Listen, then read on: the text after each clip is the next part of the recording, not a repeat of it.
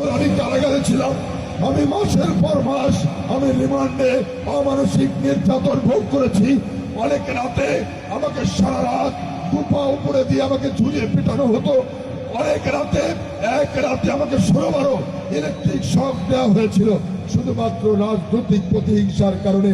প্রিয় উপস্থিতি, আজকে আমি এত ত্যাগ স্বীকার করেছিলাম শুধু আপনাদের জন্য।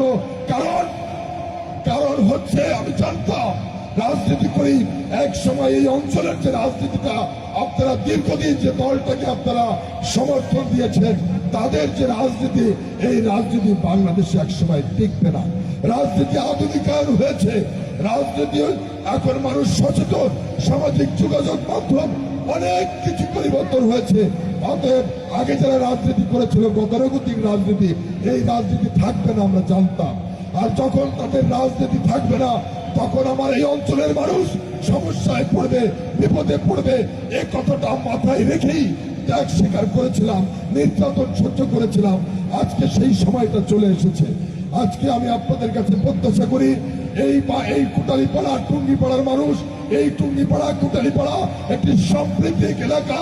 এই সাম্প্রতিক এলাকা, এখানে হিন্দু, মুসলিম, বৌদ্ধ, খ্রিস্টান সকল ধর্মের মানুষ এখানে বসবাস করে।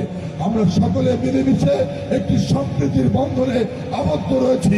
আমি বিশ্বাস করি আজকের এই সম্প্রীতির বন্ধনটাকে আমরা যদি আরো অটুট এবং মজবুত করে সামনের দিকে এগিয়ে নিয়ে যেতে পারি, অবশ্যই এই কোটালীপাড়া আমাদের স্বপ্নের কোটালীপাড়ায় পরিণত হবে। সেই প্রত্যাশা রেখে সকলকে আমার বক্তব্য শোনার জন্য আবারও ধন্যবাদ জানিয়ে আমি আগামী দিনের যে 12ই ফেব্রুয়ারি নির্বাচন হবে সেই নির্বাচনের ভোট প্রত্যাশা করে আপনাদের ধন্যবাদ জানিয়ে আমার বক্তব্য শেষ করছি। ভালো থাকবেন সবাই।